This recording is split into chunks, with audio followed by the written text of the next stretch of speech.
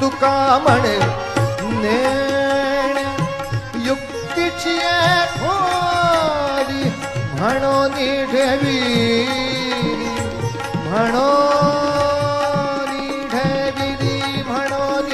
ठेविली पायी डोई हो ज्ञानी यांचा राज गुरु महाराज हो ज्ञानी यांचा राजा राजा गुरु महाराज हो गुरु महाराज हो गुरु महाराज माऊली ज्ञानेश्वर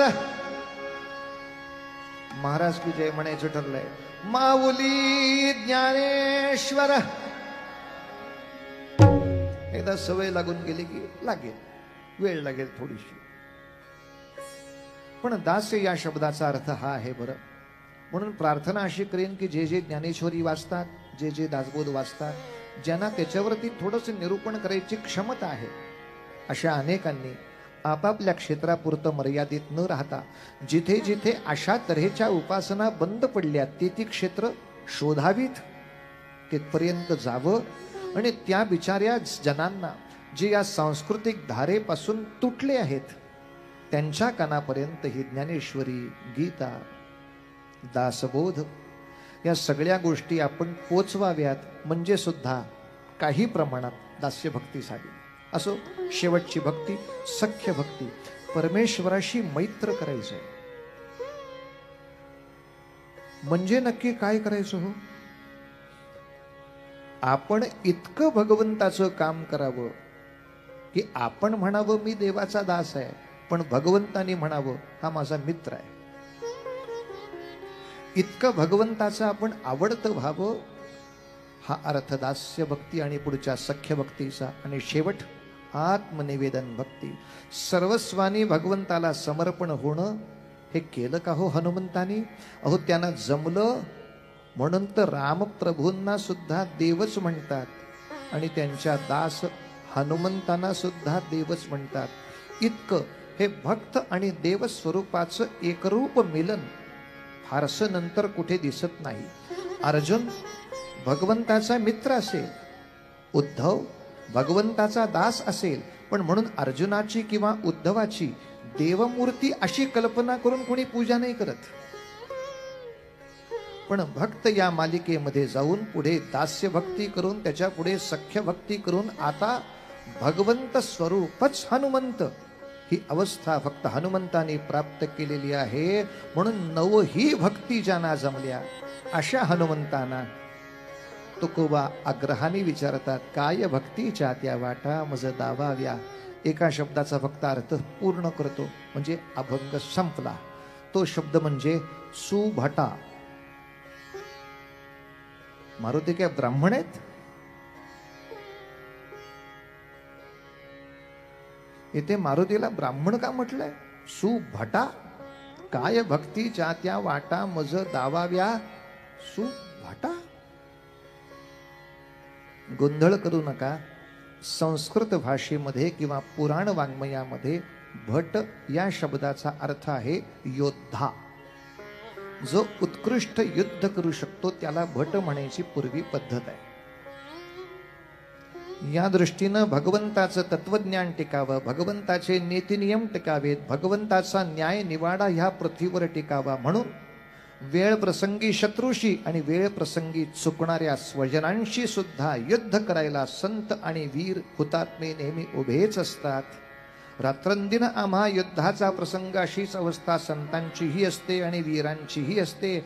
या दृष्टीनं भक्तीमध्ये युद्ध अभिप्रेतच आहे. मग ते कधी कामक्रोध लोभ मोह मद मत्सर या शत्रूंशी असेल किंवा समाजाचं अहित करणाऱ्या तुमच्या आमच्या एखाद्या नातलगांवर असेल, नाही तर एखाद्या देशविघातक परकीय शक्तीशी असेल. पण युद्ध चालू ठेवल्याशिवाय आणि युद्धाला निर्णायक विजय दिल्याशिवाय भक्तीची व्याख्या पूर्ण होत नाही.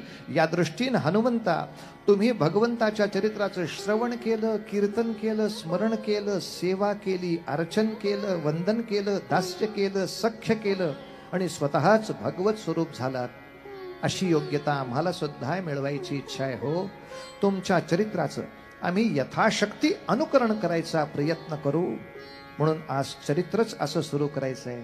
ज्यांनी मनापासून हनुमंतांच्या चरित्राचं नुसतं गुणगान नव्हे, अनुकरण करायचा प्रयत्न केला, अनुसरण करायचा प्रयत्न केला, अशा एका श्रेष्ठ रामभक्ताचं देवभक्ताचं चरित्र उत्तरंगात ऐकायचं असल्यामुळे अभंगाचं निरूपण पुरे.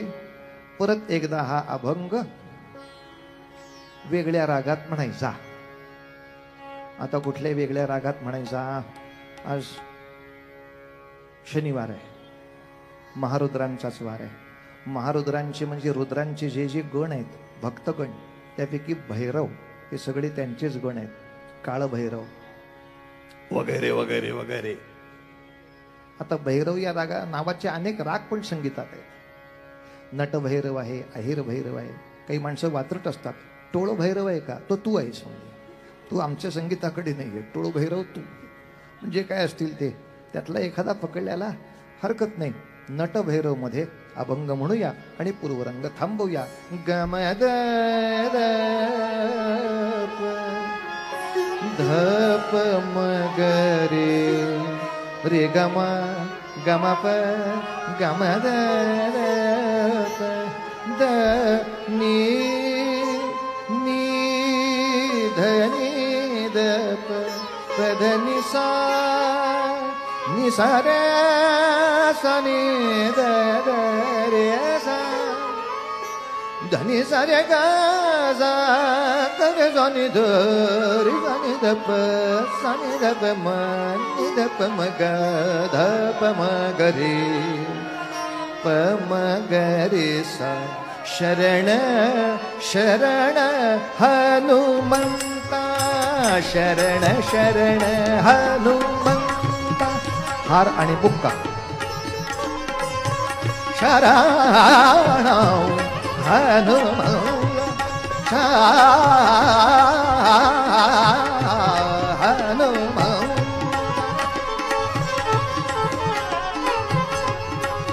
शरण हनुमंता तुम्हा आलो, तुम्हा आलो, तुम्हा आलो. शरण तुम्हा आलो रामदूता, रामदूता, रामदूता. शरण शरण हनुमंता.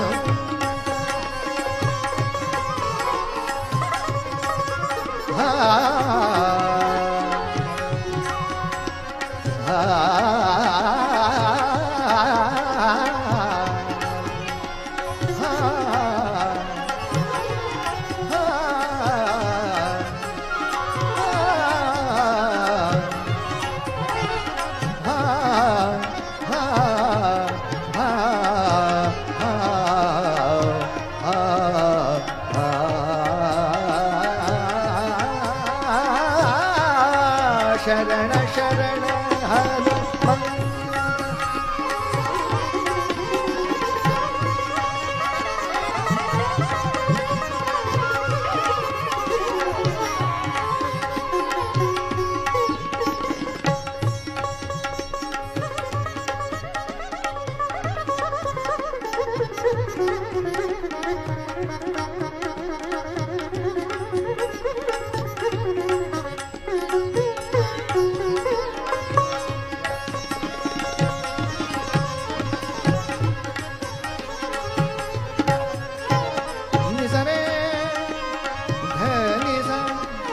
पधनी मा पध गम प रे गम सरे ग नि सरे ध नि ध नि सा सा सा नि सा सा सा नि सा सा सा नि सा सा सा रे रे रे ध रे रे रे ध रे रे रे ध रे गरे ग गरे ग गरे ग गरे ग गरे ग गरे ग गरे ग मगमा मगमा मगमा मगमा मगमा मगमा मम प पम प पम प पम प पम प प प प गम ध ध ध ध ध ध ध ध ध ध नि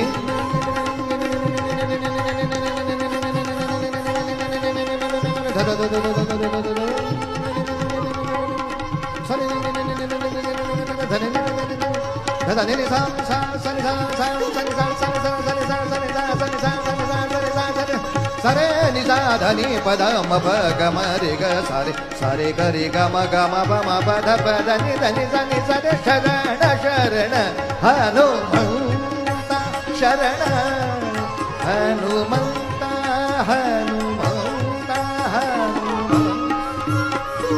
महारुद्र हनुमान की जय. 5 वेळेला सगळे जण भजन करूया. आपल्याच एका हाताने आपल्या दुसऱ्या हातावर टाळी वाजवू. टाळी दणदणीत, भजन मात्र गोड. सांगावं का लागतं? टाळी दणदणीत म्हटलं की भजन पण दणदणीत करतात हो.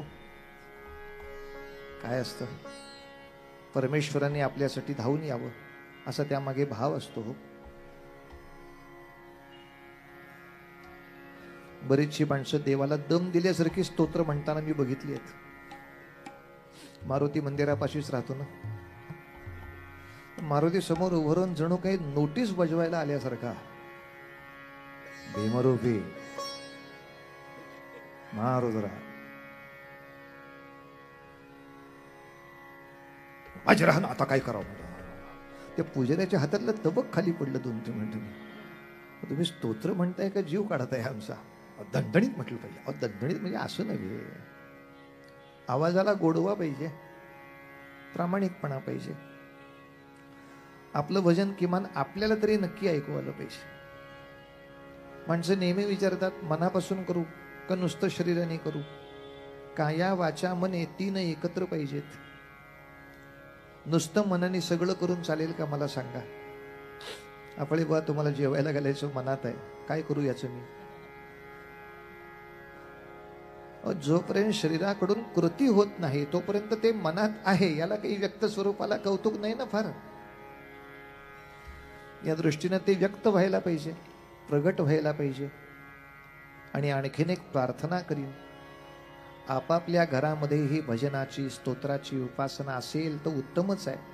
पण जिथे जिथे नसेल तिथे आग्रहपूर्वक सुरू करा. आपण नेहमी एकमेकांना फोन करून क्षेमकुशल विचारतो. कशी काय अभ्यास चालू आहे? छान चालू आहे. कशी काय नोकरी चालू आहे? अधूनमधून विचारा ना, कशी काय उपासना चालू आहे? मुळात उपासना चालू आहे का? मी अनेक माझ्या ख्रिश्चन मित्रांच्याकडे गेलो राहायला, तर त्यांची मुलं एखाद्या वेळेला मेडिकलला असतील तर प्रॅक्टिकल करून यायला रात्री 10 वाजतात. पण आई वडील जेवायला थांबलेले असतात. ती मुलं आली की ते एकत्र येशूची प्रार्थना करतात, मग जेवतात. अनेक मुसलमान मित्रांच्याकडे मी राहिलो, त्यांची पोरं 10:30ला रात्री येतील. आईबाप थांबलेले असतात. ते आले की सगळे एकत्र भगवंताची पहिल्यांदा त्या ठिकाणी प्रार्थना, मग जेवण. माझ्या घरातलं पोर 8 वाजता घरी येतं. आणि चुकून मी घरात असताना जर म्हटलं, अरे भीमरूपी म्हटलीस का, तर पोराची आईच माझ्यावर तापतेन सांगते, अहो दमलाय तो. अगं तू थांब ना भावाने, मी त्याच्याशी बोलतोय ना, काय करायचं. पण माझ्या पोरांना गीतेतला एकही अध्याय अजून पाठ येत नाही याची शरम पालकांनाच वाटत नाही. याच्यापेक्षा मोठं धर्मांतर कुठलं आहे मला सांगा. प्रत्येक वेळेला काही पोपच्या हातचं पाणी प्यायलं म्हणजेच धर्मांतर होतं असं नाही. पण आंघोळ केल्यावर मला गंध लावावंसं वाटत नाही, हे धर्मांतरच आहे. मला देवाला नमस्कार करावासा वाटत नाही, हे धर्मांतरच केलेलं आहे.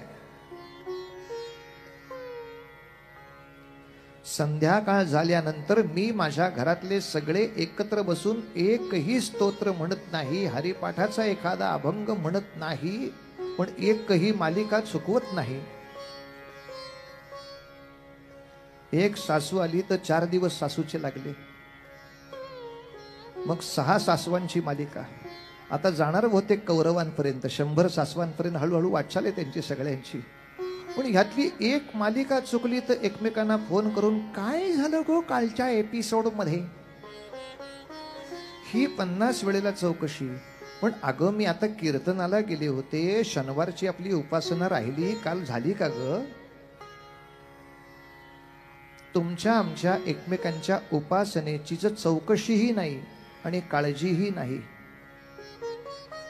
तर ज्याचं भगवंताबरोबर नातं चालूच नाही ते नातं भगवंतानी कसं पूर्ण करावं? या दृष्टीनं गंभीरपणे विचार केला पाहिजे. नामयोगी ब्रह्मचैतन्य सुद्धा आपल्याला सांगतात की फक्त स्वतः नाम घेतल्याने काम संपत नाही. नाम सदा बोलावे, गावे, ध्यावे, पण जनासी सांगावे. जिथे ते चालू नसेल तिथे चालू करावं, हाच सुबोध गुरुचा. या दृष्टीनं आपण तर भजनाचा आनंद घ्यावाच, पण त्याचबरोबर जिथे जिथे तो भजनाचा आनंद उपलब्ध नसेल त्या ठिकाणी तो निर्माण करायचा आपण प्रयत्नही करावा. बस 5 वेळेला भजन करूया. चरित्र भागाकडे लगेच वाटचाल. म्हणा गोड आवाजात, रघुपती राघव राजा राम पतित पावन सीताराम. रघुपती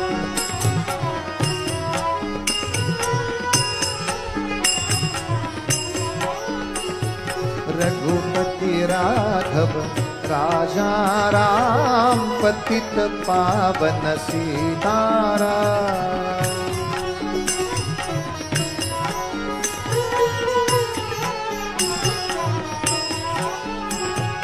रघुपति राघव राजा राम पतित पावन सीताराम.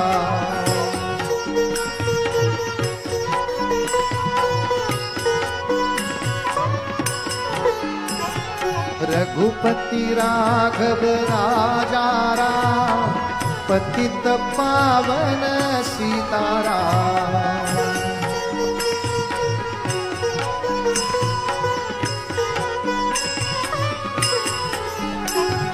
रघुपति राघव राजा राम पतित पावन सीताराम.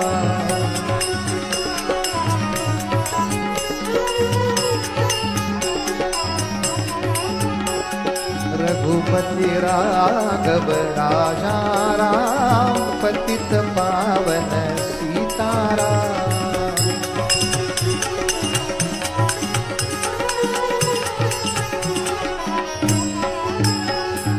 राजाधिराज रामचंद्र. माझ्यानंतर सर्वांनी म्हणा, हरे राम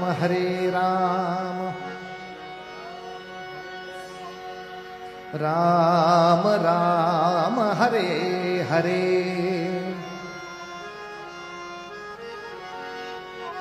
हरे कृष्ण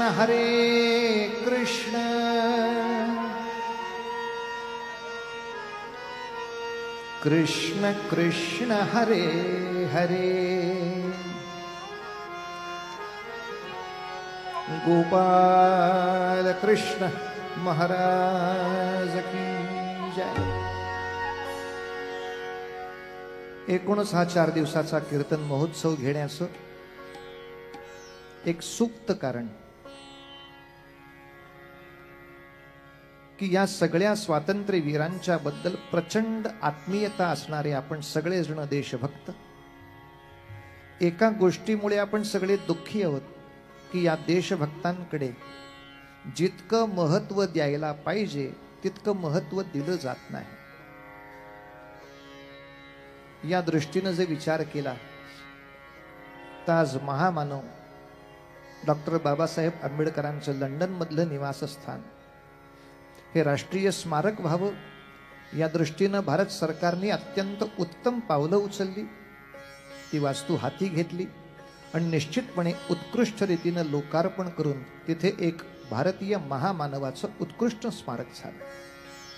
पण हा सन्मान जसा बाबासाहेबांना मिळाला तसं सावरकरांचंही निवासस्थान एक लंडनमध्ये आहे. मग त्याही निवासस्थानाला थोडंसं आपल्या हाती घेऊन क्रांतीवीरांच्या दर्शनासाठी कोणी इंग्लंडमध्ये किंवा लंडनमध्ये इच्छा करत असतील तर त्याही वास्तूचा लाभ स्वातंत्र्य भक्तांना मिळावा अशी भारत सरकारकडून कारवाईची अपेक्षा आपण सगळ्या स्वातंत्र्यवीर भक्तांनी का करू नये? बरं, आपली न्याय अपेक्षा आहे, आपली वास्तव अपेक्षा आहे की त्या व्यक्तिमत्वाकडे इतकं दुर्लक्ष का, इतकी उपेक्षा का? ज्यांनी भारतीय स्वातंत्र्यासाठी एवढे प्रयत्न केल्यानंतर सुद्धा भारतीय स्वातंत्र्याच्या 15 ऑगस्टच्या ध्वजवंदनाच्या कार्यक्रमाला दिल्लीमध्ये ज्यांना आमंत्रण सुद्धा मिळालं नाही, ज्यांना साध्या त्या समारंभात उपस्थित करण्याचाही सन्मान पुढच्या काळात कोणी दिला नाही. ठीक आहे, तत्कालीन लोकांनी नसेल दिला, पण या गोष्टीलाही आता 60 वर्ष होत आली. अजूनही या माणसाचं हे कार्य दुर्लक्षित का राहावं? आणि आजही सावरकरांच्या बद्दल आदर असणारा पुरेसा समाज का नाही? त्याचं कारण आपल्याला नक्की लक्षात आहे की सावरकर चरित्र ज्या पद्धतीनं, ज्या तपशिलाने सगळ्यांपर्यंत पोचायला हवं तसं नाही पोचलं. ज्याला सामान्य रूपाने का होईना पण सत्य तपशिलाचं सावरकर चरित्र माहिती आहे, तो प्रत्येक जण सावरकरांचा अभिमानी होतोच. ज्या अर्थी त्या अभिमानी असणाऱ्या लोकांची संख्या दिसत नाही, त्याचा अर्थच हा की त्यांच्या तिथपर्यंत आम्ही पोचलो नाही, किंवा काही समाज धोरणांनी आपल्याला तिथपर्यंत पोचू दिलं नाही, ते चरित्र त्यांच्या कानापर्यंत जाऊ दिलं नाही, विकृत चरित्र त्यांच्या मनावरती बालपणापासून सांगितली गेली, त्याचा परिणाम आज भयानक दिसतो आहे. असो, तेव्हा तुमच्या आमच्यावर सावरकर चरित्राचा आनंद घेणं ही तर जबाबदारी आहेच, पण अधिक हे चरित्र साध्यंत आक्षेप काय, त्याचे खंडन काय, याचा सुद्धा थोडासा अभ्यास करून, जर कोणाचे काही आक्षेप असतील, मुळात ते चरित्र किती जणांना माहिती आहे याचा तपास तर काढा. अनेक वेळेला आपल्याला वाटतं की आपल्याला माहिती आहे ते लोकांना माहीत असेलच, तसं नसतं. मी एका शाळेमध्ये कीर्तन केलं, म्हटलं म्हणा सगळ्या मुलांनी हरे राम हरे राम राम राम हरे हरे. मुलं म्हणेनात. म्हटलं का नाही म्हणत? त्या पोरांनी शंका विचारली, आपले रामाचा विजय व्हावा असं तुम्हाला वाटत नाही का? म्हणलं वाटतं. मग असं तुला का वाटतंय? मग तुम्ही असं जप का करता हरे राम? म्हणजे मला लक्षात आलं की जी शंका मला आली नाही ती त्याला येऊ शकते.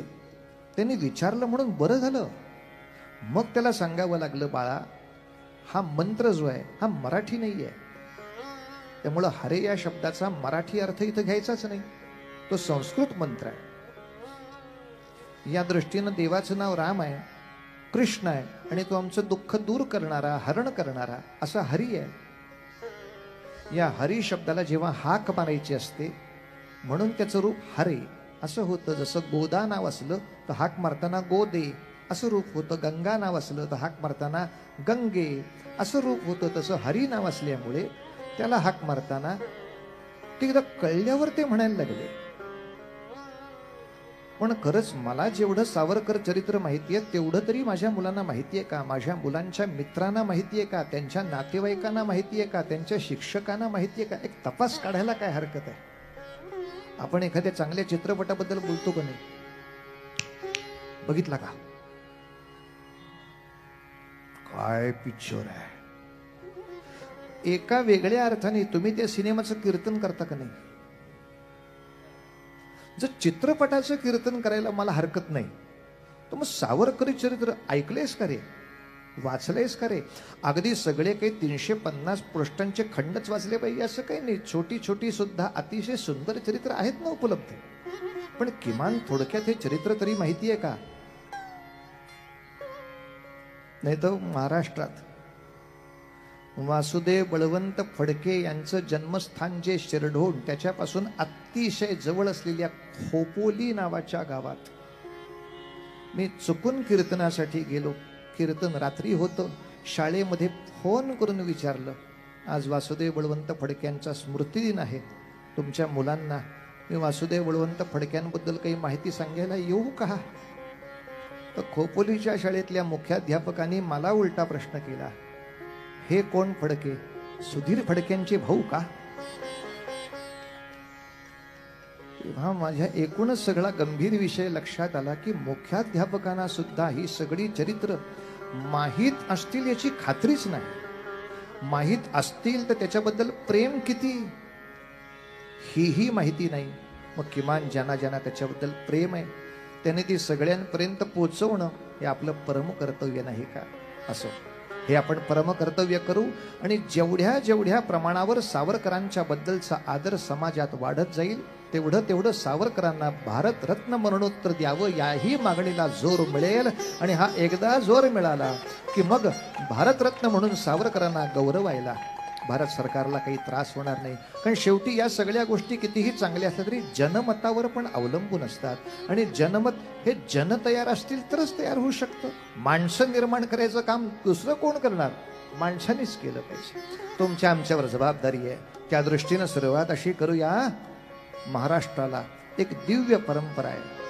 ती परंपरा अशी, जेव्हा 1857चं युद्ध चालू होतं, इंग्रजांबरोबरचं भारताने छेडलेलं पहिलं महायुद्ध, ते 1857चं युद्ध चालू होतं. तेव्हा वासुदेव बळवंत फडके 14 वर्षाचे होते. ती सगळी कथा, तो सगळा आदर्श घेऊन वासुदेव बळवंत फडक्यांनी आपल्या परीनं बंड उभं केलं, पण असफल झालं. त्यांना एडनमध्ये तुरुंगामध्ये टाकलं. त्यांचा अत्यंत दुर्दैवी मृत्यू झाला. पण फडक्यांच्या मृत्यूचा समोर स्फुल्लिंग ठेवून पुन्हा चाफेकरांनी प्रतिज्ञा केल्या. तेव्हा चाफेकर फडक्यांच्या मृत्यूच्या वेळेला 14 वर्षाचे होते. आणि ज्या चाफेकरांच्या चरित्राला डोळ्यासमोर ठेवून सावरकरांनी प्रतिज्ञा केली, त्या चाफेकरांच्या फाशीच्या वेळी सावरकर 14 वर्षाचे होते. एक विलक्षण परंपरा आहे. परंपरा इथेच पुरे. नाही तर हिशोब करताना काही जण सांगू शकतील, सावरकर गेले तेव्हा मी पण 14 वर्षाचा होतो. पण त्याचं मी काय करू मला सांगा? काय असतं हे? हिशोब असू शकतो, पण हा उल्लेख करण्यासारखा आहे का? माणसाला आपला उल्लेख कोणत्या रांगेत करावा ते कळत नाही. काय काका बरी आहे का तब्येत? तर तो सांगताना सांगतो, काय सांगायचं, गांधी गेले, नेहरू गेले, माझी तब्येत बरी नसते आता. ते दिसतंच आहे तब्येत बरी नाही, पण त्यासाठी आधी गांधी नेहरूंचं नाव का घ्यायचं? आपलं नाव त्या यादीत आलं पाहिजे ना. गांधी गेले, नेहरू गेले, आता हे निघाले, असं नको त्या यादीमध्ये नाव यायची इच्छा होते. एक विलक्षण परंपरा आहे की 1857ला सुरू झालेलं भारताच्या स्वातंत्र्यासाठी असलेलं क्रांतियुद्ध, जे यथाशक्ती वासुदेव बळवंत फडक्यांनी पुढे नेलं, जे यथाशक्ती चाफेकरांनी पुढे चालवलं, ते यांच्या मृत्यूमुळे थांबेल की काय अशी भीती जेव्हा या 14 वर्षाच्या मुलाला ग्रासून गेली, तेव्हा या पोरानं आपल्या घरातल्या देवघरासमोर देवी समोर शपथ घेतली, हे भवानी, अग वाचली कथा, वाचली कथानी चाफेकर बंधूंची, आई मग आग जाहली माझ्या सर्वांगाची, वाचली कथा चाफेकर बंधूंची, वाचली कथा चाफेकर बंधूंची, मग आग जाहली माझ्या सर्वांगाची, आग जाहली माझ्या सर्वांगाची, वाचली कथा मी चाफेकर बंधूंची, वाचली कथा मी.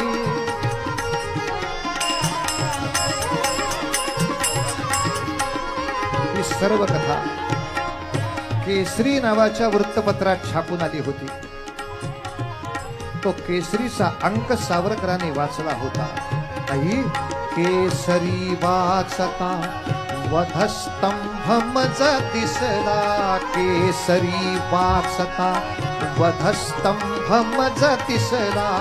खळबळले अंतर बांध मनाचा फुटला. खळबळले अंतर बांध मनाचा फुटला. नरसिंह संचरे प्रगट माझिया मधला. नरसिंह संचरे प्रगट माझिया मधला. अन समोर दिसली मूर्ती जगदंबेची. अग आग जाहली माझ्या सर्वांगाची. वाचिली कथा सापेकर बंधूची. वाचिली कथा मी. 14 वर्षाच्या मुलानं आपल्या देवघरामधल्या देवीच्या मूर्तीच्या पायावर हात ठेवून शपथ घेतली. हे देवी, या भारताला स्वातंत्र्य मिळवण्यासाठी सशस्त्र क्रांतीचा केतू उभा करून शत्रूला मारता मारता मरेतो झुंजे. या युद्धामध्ये एखाद्या वेळेला बाजी प्रभू सारखे घोडखिंडीमध्ये मरणाचेही भाग्य घेईल आणि जर शक्य झाले तर शिवरायांचा राज्याभिषेक बघण्याचेही भाग्य घेईल. पण माते आता थांबणे नाही, आता विलंब नाही. सशस्त्र क्रांतीचा केतू उभारून मारता मारता मरेतो झुंजेल प्रतिज्ञा घेणारे सावरकर एक नाही, दोन नाही, 3 जण निघाले. सावरकर 3 भाऊ होते बरं, आणि तिघांनीही आयुष्यभरासाठी एकच व्रत घेतलं. दुर्मिळ आहे. संतांमध्ये असे 3 भाऊ आहेत.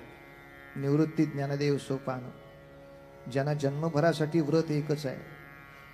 क्रांतिकारकांमध्येही 2 घराणी अशी दिसतात. एक चापेकरांचं, ज्यामध्ये 3ही भावांचं व्रत एकच आहे. पुढे सावरकरांचं, ज्या 3 भावांचं व्रत एकच आहे. एका व्रतामध्ये 3 भाऊ दुर्मिळ आहे. एका व्यसनात सगळे भाऊ सहज शक्य आहे. आमच्याकडे वाढदिवस असल्यानं की आम्ही सगळे एकच पितो, तेव्हा एका व्यसनामध्ये सहज शक्य आहे. पण एका व्रतामध्ये एकाच घरातली 3 भावंड असणं सहज. जाता जाता त्यांची नावं सांगतो. ज्यांना आम्ही स्वातंत्र्यवीर सावरकर म्हणतोय त्यांचं पूर्ण नाव विनायक दामोदर सावरकर आहे. ते मधले बंधू आहेत.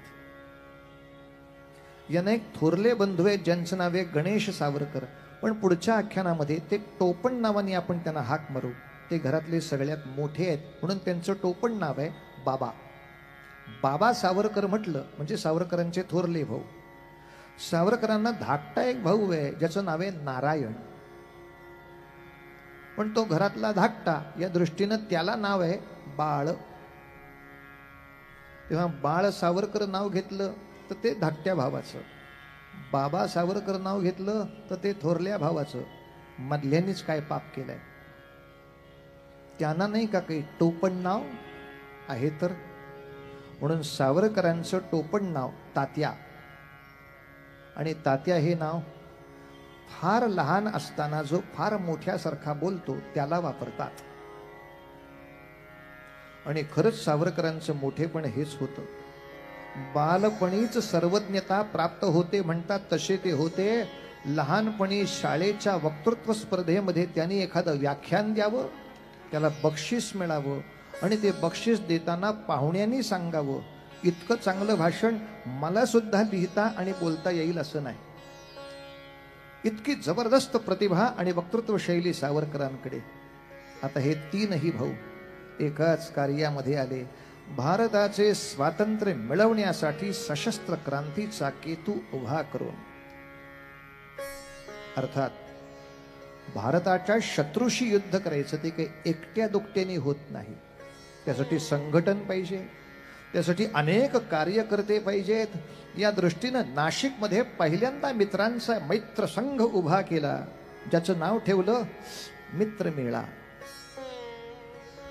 मला 2 दिवसात चरित्र पूर्ण करायचं असल्यामुळं आपल्याला कल्पना आहे, मी किंचित घाईनं पुढे जातोय. नाशिकमध्ये असताना सुद्धा सावरकरांनी 200-300 मित्रांचा एक संघ उभा केला. आणि जेव्हा महाविद्यालयीन शिक्षणासाठी पुण्याला आले, तेव्हा पुण्याच्या फर्ग्युसन महाविद्यालयात सुद्धा 300 विद्यार्थ्यांचा मैत्री संघ उभा केला. हे मोठेपण. आमच्या मैत्री संघाची रचना उलटी असते. पहिल्या बैठकीला 300, मग हळूहळू 200, 150, 125. अलीकडे मी एकटाच जातो, बाकीचे कुठे गेले काय कळत नाही, येत नाहीत. कुठेतरी आमची चुंबक शक्ती कमी पडते. सावरकरांच्या अंगची शक्ती अशी होती, सुरुवात 50नी होईल, पुढे 100, 150, 200, 300 कधी होतील सांगता यायची नाहीत. मात्र त्या सगळ्यांना आपला रस्ता किती दिव्य आणि दाहक आहे हे कल्पना देऊन सगळ्या कार्यकर्त्यांना उभं केलं. आणि पुण्याच्या फर्ग्युसन महाविद्यालयामधल्या आपल्या विद्यार्थ्यांच्या समोर तर मोठा आदर्श ठेवला. कारण विद्यार्थी नेहमी विचारायचे, अरे इंग्रजाचं राज्य नुसतं भारतात नाही, इकडे तुर्कस्तानकडे आहे, तिकडे बाकीच्या अनेक देशांवरती आहे. जगड व्याळ असलेल्या इंग्रजी राज्याला आपण मुठभर माणसं काय धडक देणार. तेव्हा सावरकर इतिहासाचा अभ्यास सांगून म्हणायचे, अरे एका बाजूला काबूल पासून दुसऱ्या बाजूला कलकत्त्यापर्यंत असणाऱ्या औरंगजेबाच्या शहाजहानच्या सत्तेला मावळांनी अरे मराठमोळ्या 5-50 सुद्धा शिवाजी राजांच्या शिपायांनी जिथे धडक देऊन दाखवली, त्या महाराष्ट्राचे आपण वंशज म्हणवायचं आणि असं मनात घाबरायचं. वेड्यानो, अंधार कितीही मोठा असला आणि दीपज्योती कितीही छोटी असली तरी तिनं एकदा जळायचा निश्चय केला की ती अंधार घालवतेच. आकार महत्वाचा नसतो, बलिदानाची सिद्धता महत्वाची असते. या दृष्टीनं माणसं अशी तयार करून दाखवली. आणि आपल्या निवासस्थानी, मी मुद्दाम जास्तीत जास्त मराठी शब्द वापरते पण सावरकरांना ते फार आवडत, महाविद्यालयीन शिक्षणासाठी. त्यांचं सगळ्या भाषांवर प्रेम होतं, त्यांना संस्कृत उत्तम येत असे. इंग्रजी वक्तृत्व तर असं जबरदस्त होतं की इंग्लंडमध्ये त्यांची व्याख्यानं ऐकायला तुम्ही जा, असं इंग्लंडमधले प्रोफेसर विद्यार्थ्यांना सांगत. इतकं अप्रतिम इंग्रजी वक्तृत्व. हिंदीच्या राष्ट्रभाषा परिषदेनं मान्य करावं असं जबरदस्त. उर्दूचा अभ्यास तितकाच जबरदस्त होता. उर्दूमध्ये गझल केल्या सावरकरांनी. भाषा त्यांनी कुठलीच त्याज्य नाही मानली, पण एकच गोष्ट त्याज्य मानली, ती म्हणजे भेसळ नाही. टेबलवर लंच रेडी आहे, शी हे मराठी वाक्य आहे. काय सांगायचं आपले. तो अत्यंत फ्रस्ट्रेट झालाय. तो फ्रस्ट्रेट झाला की आमच्या डोक्याला हेडेक. असलं मराठी ऐकलं की आपला हेडेक वाढतो. सरळ मराठी बोलणारे मराठीचे प्राध्यापकच सांगतायत, रोड नीट क्रॉस करा, त्या ऍक्सिडेंट होईल, मग हॉस्पिटलमध्ये ऍडमिट. अरे गाढवा, मराठी बोलणं हे. रस्ता नीट ओलांडा, नाही तर अपघात होईल, नाही तर दवाखान्यात भरती करायला लागेल. काही येत नाही का मराठी. हे सगळं सांगितल्यावर मास्टरच म्हणतात काय करणार, अल्टरनेट आठवत नाही. पण खरं सांगू, हे दुर्दैव आज फक्त मराठीकडेच आहे. बाकी भारतातल्या सगळ्या भाषा भाग्यवान आहेत. महाराष्ट्रामध्ये जे राजस्थानी लोक येऊन राहिले ते जवळजवळ 10-10, 15-15 पिढ्या राहिलेत. ते तुमच्याशी व्यवहार करायला मराठी उत्तम बोलतात, पण घरात मारवाडीच बोलतात. कानडी लोकांचा, केरळी लोकांचा मुंबईत महासंघ आहे. ते गेल्या 20 पिढ्या मुंबईत आहेत. ते उत्तम मुंबईची भाषा बोलतात, घरात गेले की केरळीच बोलतात. तर माझ्या पुढच्या मुलांना केरळी भाषा येईल का नाही ही त्यांच्या आईबापाला कधी काळजी नाही. बरं, स्वतःची मातृभाषा करून सुद्धा ते इंग्रजीत पुढे गेलेत. रिझर्व्ह बँकेच्या अधिकाऱ्यांपासून सगळे आहेत. पंजाबी लोक घरामध्ये उत्कृष्ट पंजाबी बोलून इंग्रजीत पुढे गेले, गुजराती लोक उत्तम गुजराती बोलून त्यांचे इंग्रजीत पुढे गेले. म्हणजे इंग्रजीत पुढे जाण्यासाठी आईचा खून करावा लागतो हे कुणी शिकवलं मराठी माणसाला? आईचा अपमान कशासाठी आपल्या घरात? स्वतःच्या आईचा सन्मान ठेवून इंग्रजीमध्ये नाही का पुढे जाता येत? जर भारतातल्या बाकी 30 भाषेच्या लोकांना पुढे जाता येतं तर मराठी माणसं काय अपंग आहेत का काय हे मूर्खपणा करायला? पण आमचं कार्ट जरा इंग्लिशमध्ये जायला लागलं की शानी फॉशानी साहेब वाटावे, याला कानफडीत हाणावे. हरामखोरा तुझे उच्चार मराठी नकोत. मराठी माणसांनी घरामध्ये मराठीच बोललं जाईल याचा आग्रह करा, नाही तर आईचा आशीर्वाद आयुष्यात मिळणार नाही सांगतो. जर परदेशामध्ये किंवा परप्रांतात आपली माणसं राहत असतील, मी पाहिली आहेत कर्नाटकामध्ये आमच्या गेलेल्या पिढ्या, त्याच्या पुढच्या पिढ्यांना नाही मराठी कळत. पंजाबमध्ये असलेल्या मराठी लोकांच्या पुढच्या पिढ्यांना नाही मराठी बोलतायत. आईचे शाप घेऊन महाराष्ट्र बसलाय. भेळवाल्यापासून ते वरच्या मंत्रालयापर्यंत कोणाच्याही घरी बाबा नाहीये, पप्पा, आणि आई नाही, मम्मी. जास्तीत जास्त प्रेमाने म्हणायचं असेल तर डॅड. मी म्हणलं डॅड म्हणजे काय? डेड आणि मॅड याचा संधी, डॅड. अरे जर केरळी माणसाला स्वतःचा स्वाभिमान आहे, पंजाबी माणसाला स्वाभिमान आहे, बंगाली माणसाला स्वाभिमान आहे, तर मराठी भाषेचा अभिमान मराठीच माणसाला नसावा हे काही चांगली गोष्ट नाही. आम्ही तो आग्रहाने ठेवला पाहिजे. जर चुकून पोरांनी सांगितलं बाबा याचा कलर जरा फेंट पाहिजे होता, हे लगेच धरून सांगायचं मराठी म्हण. कलरला काय म्हणतात? रंग. रंग रंग. फेंटला फिकट. फिकट फिकट म्हणा सगळं वाक्य. याचा रंग जरा फिकट पाहिजे होता, शाब्बास. हा आग्रह तुमचा आमचा पाहिजे. सावरकरांचा तो हमखास होता. सावरकर जर नागपुरात आले, जर कोणी आले आमच्या शाळेच्या स्नेह संमेलनाला या ना पाहुणे म्हणून, की सावरकरांचा पहिला प्रश्न शाळा कशी आहे? की आमचं हमखास उत्तर मराठी मीडियम.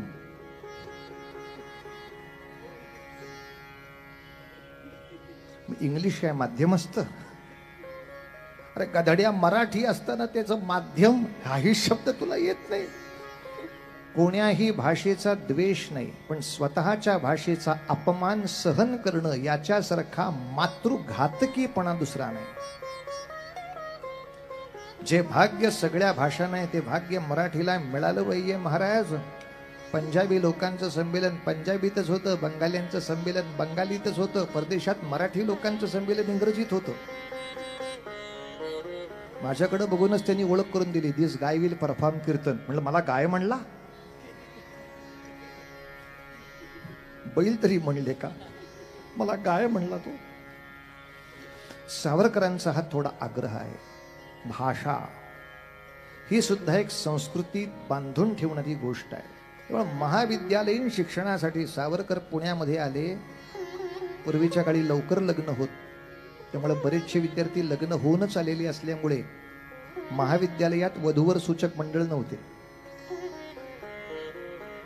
ते सगळे लग्न होऊनच येत. पण या महाविद्यालयामध्ये स्वतःच्या निवासस्थानी म्हणजे अलीकडच्या हॉस्टेलमध्ये सावरकरांनी सगळ्या देशवीरांच्या तस्बिरी लावल्या, त्यांची चरित्र सांगायला सुरुवात केली, मुलांना एकत्र आणलं आणि मुलं म्हणाली सावरकर अरे तू शिवाजी महाराजांचं चरित्र सांगतो, शिवाजी राजांच्या मूर्तीसमोर आपण आरती ओवाळतो, पण आरती म्हणतो शंकराची, शिवाजी महाराजांची आरती आहेच कुठं उपलब्ध? तू कवी असले का लिहिणारे आरती? आणि मग सावरकरांनी आपलं काव्य प्रतिभा लेखन पण अशाच प्रकाराने केलं. सावरकरांचे शब्द असे होते शिवाजी राजांची आरती लिहिताना, जय देव जय देव जय जय शिवराया, जय देव जय देव जय जय शिवराया, जय जय शिवराया, या या अनन्य शरणा आर्या ताराया, जय देव जय देव जय जय शिवराया जय देव जय देव।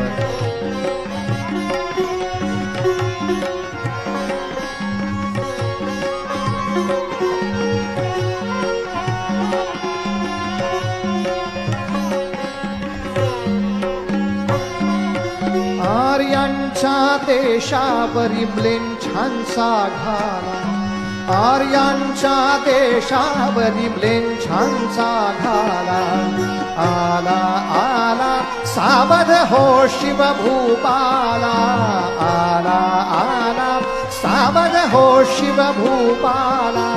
सद्गदिता भूमाता दे तुझ हा केला, दे तुझ हा केला, करुणारव भेदुनि तव हृदय नका केला। जय देव जय देव जय जय शिवराया जय जय शिवराया। या या अनन्य शरणा आर्या ताराया, जय देव जय देव जय जय शिवराया जय देव।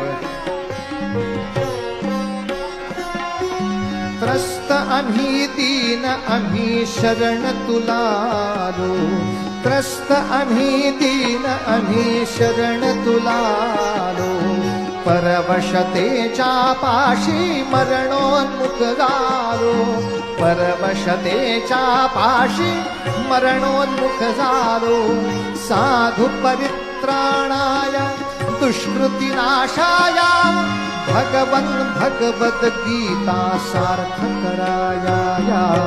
जय देव जय देव जय जय शिवराया जय जय शिवराया। या या अनन्य शरणा आर्या ताराया, जय देव जय देव जय जय शिवराया जय जय शिवराया जय जय शिवराया। छत्रपती शिवाजी महाराज की जय। महाविद्यालयामध्ये घुमणारा हा जय जयकार प्राध्यापकांच्याही हृदयात धडकी भरून टाकत होता। इंग्रजांनी चुकून माकून हे ऐकलं असतं आपली काय अवस्था होईल ही प्राध्यापकांची घाबरगुंडी असे। पण या विद्यार्थी दशेतच सावरकरांची भेट आणखीन एका महापुरुषाबरोबर झाली आहे, ते म्हणजे लोकमान्य टिळक। लोकमान्यांनी सार्वजनिक गणेशोत्सव तर सुरू केलाच होता, अधिक शिवजयंती उत्सव, अधिक शिवराज्याभिषेक दिन उत्सव, इतक्या वेगवेगळ्या उत्सवाच्या माध्यमातून इतिहास समाजाच्या काना कपाळी सांगितला जावा, बिंबवला जावा, यासाठी त्या उत्सवाची विभागणी असे। सावरकरांची आणि टिळकांची भेट झाली तो कालखंड असा होता की जेव्हा इंग्रज बंगालची फाळणी करायचा विचार करत होता आणि ती गोष्ट बरीचशी कारवाईत आणायची होती। टिळकांनी इच्छा एवढीच व्यक्त केली, सावरकर तुम्ही महाविद्यालयात आहात, पण देशभराच्या व्याख्यानामध्ये अलीकडे माझा मुद्दा एकच आहे की आपल्या देशातल्या कोणत्याही प्रांतावर जरी आघात झाला तरी त्याची वेदना सगळ्या देशात उठली पाहिजे। इंग्रज बंगालची फाळणी करतोय, पण निदर्शने उत्तर प्रदेशातही झाली पाहिजेत, महाराष्ट्रातही झाली पाहिजेत, गुजरातमध्ये झाली पाहिजेत, कर्नाटकात झाली पाहिजेत, तमिळनाडूमध्ये झाली पाहिजेत, तर त्याला देश जिवंत आहे असे म्हणतात। देह जिवंत आहे असे कधी म्हणतात? जेव्हा पायाच्या अंगठ्याला ठेच लागते आणि डोळे रडायला लागतात तेव्हा आपण जिवंत आहोत याचा प्रत्यय येतो। डोळे कधी विचार नाही करत कितीतरी किलोमीटरवर पाय आहेत, याचा मजसी काय संबंध? अरे पाठीकडनं फटका बसला तरी तोंडाकडनं चित्कार केला जातो, तोंड कधी म्हणत नाही फटका कुठे आहे, आपला काय संबंध? जेव्हा शरीराच्या कोणत्याही भागाला त्रास दिला तर शरीरावर कोणताही परिणाम उमटत नाही, त्या शरीराला तिरडीवर बांधून पोचवतात। मृत्यू पलीकडे त्या महामूर्ख शरीराला दुसरं भविष्यच राहत नाही। सावरकर, जर आपण देश या दृष्टीने जिवंत आहोत दाखवायचा असेल तर बंगालच्या फाळणीचा निषेध प्रत्येकाकडून यथाशक्ती झाला पाहिजे. सावरकरांच्या डोक्यात गिरमिट फिरलं. काय करता येईल? एक उपाय सुचला. इंग्रज सरकार आपल्याकडून कापूस नेतं, स्वस्त दरात कापूस नेतं, त्याचे कपडे करतं आणि